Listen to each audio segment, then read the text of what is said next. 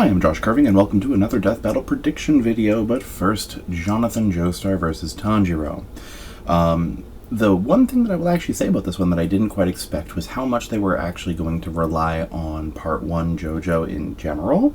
I was under the impression that Jonathan would only actually win with scaling to later parts.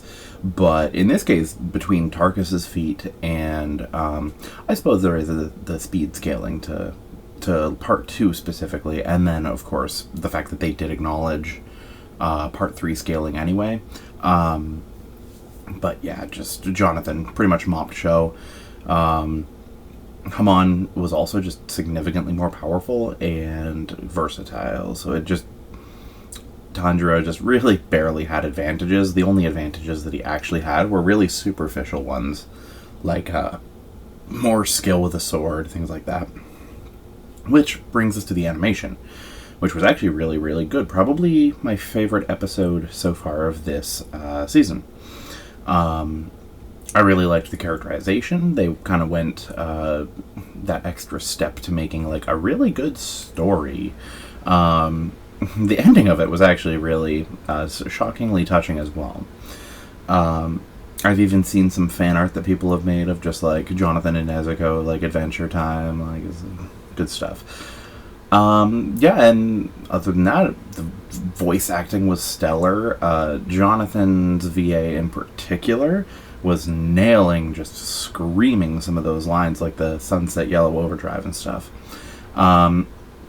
And that brings us to next time. So, we have Thor versus Vegeta. Some people might look to an episode like Hulk versus Broly as an explanation of why Vegeta wins. So, that's a bit silly considering how Thor and Hulk are only really comparable when Thor is absolutely at his base.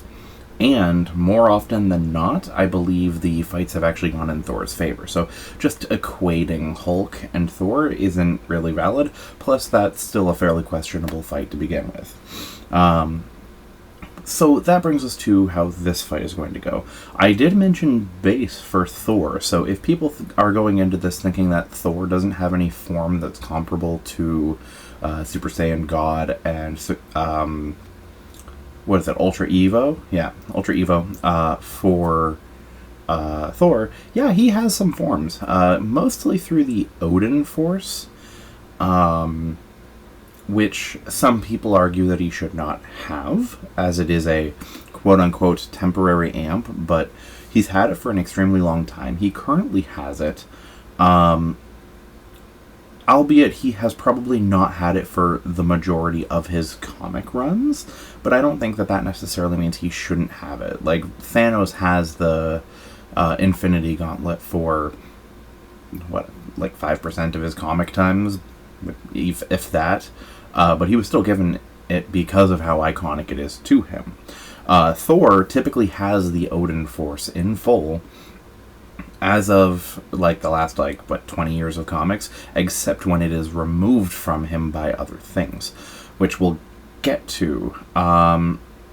There are some characters, like, for example, Doctor Strange, who used an entire pantheon of gods to separate Thor from the Odin Force. So one might think that with the, Forced Spirit Fission ability that Vegeta has, that it would be able to do the same thing. So first off, it doesn't do it instantly, it does it over several hits. The second aspect of it that is very important to think about is that it did not actually take Moro's magic. Magic and ki in Dragon Ball is very, very different, and what Asgardians have is just definitely magic. Moro, after having the Spirit Fission done on him until he was basically down to nothing, still had his magic in full force and was still fighting perfectly fine. So it's not as though it's just some, Vegeta punches Thor once and Thor loses all of his powers. And Thor has a lot of powers. He's a Marvel character, so of course he does. Cosmic Marvel characters are just, nutty. Hilarious. I remember a specific comic scan where it's just like Thor specifically says, if I swing my hammer at 2 times the speed of light, then I can travel forwards and backwards in time. And it's just like, okay. Just a lot of those old-timey comics just have these hilarious feats and abilities that are just like, okay. So then you come to the other aspect, which is Ultra Evo. So I don't think Ultra Evo is really going to be a good ability to use here, because I'll cut to the chase and say that Thor does have, when he's using the Odin Force, a very massive power and speed advantage over Vegeta. So your strategy being stand there and take it is not the best strategy to go with, considering how it's literally going to get him killed. That is ultimately what I think it comes down to. There's any number of hacks that Thor can use to win, be it like turning Vegeta into things or just erasing him. I've seen there's like, he's resisted someone being like, yes, like I'll send you to like this other dimension and replace you, and Thor was just like, no, you go to that dimension. And the guy's like, well, fuck, can't do anything about that. And then you just got shunted to this other dimension. Yeah, there's just, I'm not seeing very much that Vegeta is going to be able to do here. Even Hakai, by Hakai's own rules, you have to be stronger than the other person, which he's not. That's one of the other interesting things that I actually see discussed sometimes, and I find it very odd. People try to actually argue the opposite of what essentially you would actually go with for a lot of these hacks abilities. Like, for example, people would say like, oh, this hack's ability doesn't work on Goku because in Dragon Ball, if you are stronger than someone, their special ability doesn't work on you. And that's less a feature of like defenses in Dragon Ball as it is to how the ability works in Dragon Ball. Like if someone's like, oh yeah, I can take out your soul as long as I'm stronger than you, then that's more of a weakness of their ability than it is a specific like anti-everything. Like if a character comes in with something like meta-narrative manipulation, Goku can't really do anything about that one. Like, that's one that nobody's really going to be able to resist that, no matter how powerful they are, if they don't have a specific feat of resisting that kind of ability. So people arguing that characters just can't resist Hakai because a character is stronger that's just flagrantly wrong. Resisting Hakai is existence erasure resistance.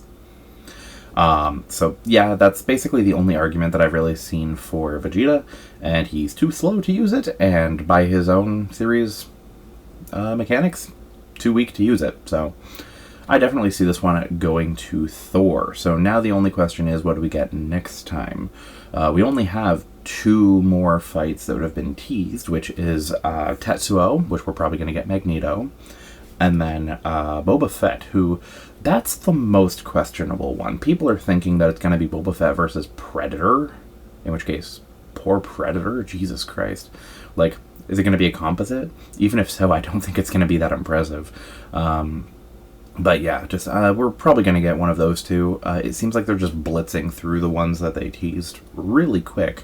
I can't imagine the either of those 2 fights are going to be the half-season finale. So yeah, we're probably going to get those 2 fights, and then one that we don't know about, and then the half-season finale. Well, and either way, we'll see you then, and have yourselves a good one.